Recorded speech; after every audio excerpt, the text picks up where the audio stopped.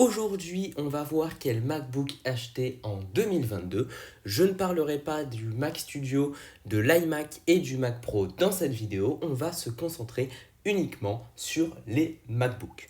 Donc aujourd'hui, dans la gamme d'Apple, on a le choix entre 4 MacBooks, 5 si on prend en compte que le MacBook Pro M1 Pro a deux tailles. Donc on a le MacBook Air M2, le MacBook Pro M2, le MacBook Pro M1 Pro ou M1 Max en 14 pouces ou 16 pouces et le MacBook Air M1. Commençons tout de suite avec le MacBook Air M2 qui est l'un des derniers MacBooks à être sorti. Il est disponible en 4 couleurs, argent et gris sidéral comme d'habitude, lumière stellaire qui est un blanc un peu plus beige et minuit. Donc quelles sont les nouveautés du MacBook Air M2 ? La première qui se voit le plus, c'est son nouveau design avec un écran bord à bord. On a aussi une encoche qui apparaît en haut de l'écran pour pouvoir mettre la caméra FaceTime 1080p. Sur le MacBook Air M1, c'était du 720p, donc c'est un peu mieux, mais ça reste pas non plus extraordinaire. On a également le MagSafe qui fait son retour sur le MacBook pour remplacer l'USB-C. Bien sûr, on peut toujours charger en USB-C si on le veut, mais dans la boîte, on aura un chargeur 30 watts MagSafe. On a aussi Touch ID qui est toujours disponible. On a également un écran liquide Retina de 13,6 pouces, donc c'est plus grand que le précédent qui était 13,1 pouces. Et on peut avoir un SSD qui monte jusqu'à 2 Tera de stockage et avoir 16 Go de RAM. Donc ensuite, on a également la puce M2 qui est disponible à l'intérieur. Elle est plus puissante que la puce M1, mais elle reste moins puissante que M1 Pro, M1 Max et M1 Ultra. La puce M2 fera largement l'affaire pour faire tourner macOS et la plupart des applications. Pour vous dire, elle est 1,4 fois plus puissante que la puce M1. C'est pas extraordinaire, mais vu la puissance de la puce M1, c'est déjà incroyable. Et pour vous dire, elle est 15 fois plus puissante que le MacBook Air avec une puce i5 qui était disponible avant. Donc là, on voit quand même une énorme différence. Donc cette puce M2 fera tourner toutes les applications et vous pourrez même faire du montage vidéo en 4K. Pour vous dire, cette vidéo, je la monte en 4K sur un MacBook M1 et il n'y a aucun problème. Et enfin, ce MacBook Air M2 est disponible à partir de 1499 €, qui est plus cher que le MacBook Air M1 qu'on va voir tout de suite à partir de 1199. Donc, ce MacBook Air M1, quelles sont ses particularités ? D'abord, il est sorti en novembre 2020, en même temps que le MacBook Pro M1 et que le Mac Mini M1. C'est l'un des premiers MacBooks à avoir une puce Apple Silicon. Avant, c'était des puces qui étaient fabriquées par Intel. Et depuis la transition vers Apple Silicon, les Macs sont plus puissants. Donc en 2022, ce MacBook Air M1 a encore une autonomie de 15 heures de batterie largement et encore très puissant. Bien sûr, le MacBook Air M2 fera tout en mieux forcément, sinon il n'y a pas d'intérêt à vendre un autre MacBook. Mais il est encore disponible parce qu'il est moins cher de 300 €. Et est-ce que ça vaut le coup d'économiser 300 €? La réponse est, c'est à vous de voir. C'est-à-dire que si vous voulez un MacBook avec un nouveau design, vous prenez le MacBook Air M2. Mais si vous voulez juste un MacBook qui fonctionne, vous prenez le MacBook Air M1 et il fera largement l'affaire pour les prochaines années à venir.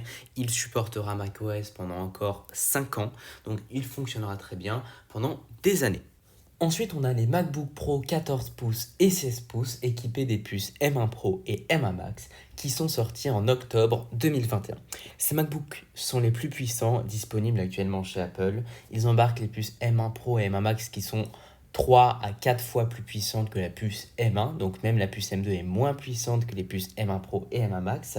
Cependant, ils ont une autonomie plus faible parce qu'ils sont plus puissants, 17 heures, c'est toujours mieux que le MacBook Air M1 qui a 16 heures de batterie, mais ils ont quand même un design assez particulier parce qu'ils ont aussi le nouveau design avec une encoche et ils ont un écran de meilleure qualité car c'est un écran mini LED avec un taux de rafraîchissement de 120 images par seconde contre 60 pour le reste de la gamme.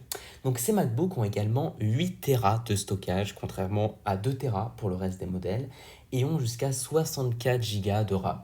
Ça fait d'eux les MacBooks les plus puissants. Mais je pense qu'il n'est pas nécessaire de les acheter parce que déjà, ils coûtent beaucoup plus cher. 2249 € pour le MacBook Pro 16 pouces en entrée de gamme et 2749 € pour le MacBook Pro 16 pouces en entrée de gamme aussi.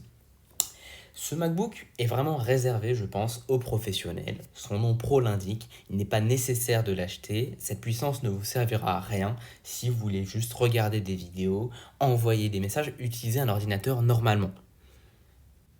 Ce MacBook en fait est réservé, je dirais, aux développeurs et aux monteurs vidéo professionnels. C'est-à-dire qu'en dehors d'une utilisation très intense, vous n'aurez jamais besoin d'avoir la puissance du MacBook Pro, M1 Pro et M1 Max, tout simplement. Donc je ne vous conseille pas d'acheter ce MacBook Pro.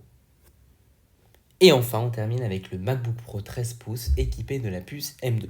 Ce MacBook Pro a été beaucoup critiqué parce qu'il a un design qui date de 2017 et en dehors de la puce, il n'a aucune nouveauté.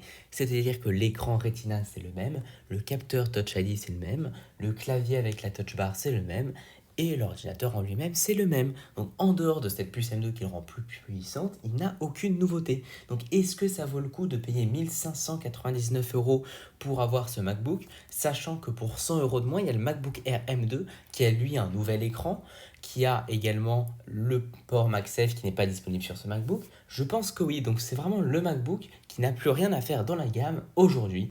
Donc en fait, son seul argument, c'est la Touch Bar, parce que c'est le dernier MacBook à l'avoir. Tous les autres ne l'ont plus. Donc si vous aimez la Touch Bar, vous êtes obligé de prendre celui-là. Mais sinon, en dehors de la puce M2, il n'a rien de nouveau. Donc pour conclure, quel MacBook acheter en 2022? Alors je vous conseille le MacBook Air M2 car c'est celui qui bénéficie du nouveau design et pour autant ce n'est pas le plus cher. Donc vraiment, je vous déconseille d'acheter le MacBook Pro M2 car il a un ancien design, il n'a rien à faire dans cette gamme. Le MacBook Air M1 c'est vraiment l'entrée de gamme si vous n'avez pas les moyens parce que même 1199 € ça reste très élevé. Et le MacBook Pro M1 Pro M1 Max c'est seulement si vous avez besoin de toute sa puissance parce que pour la plupart des gens ce n'est pas nécessaire. Voilà, merci beaucoup d'avoir regardé cette vidéo jusqu'au bout.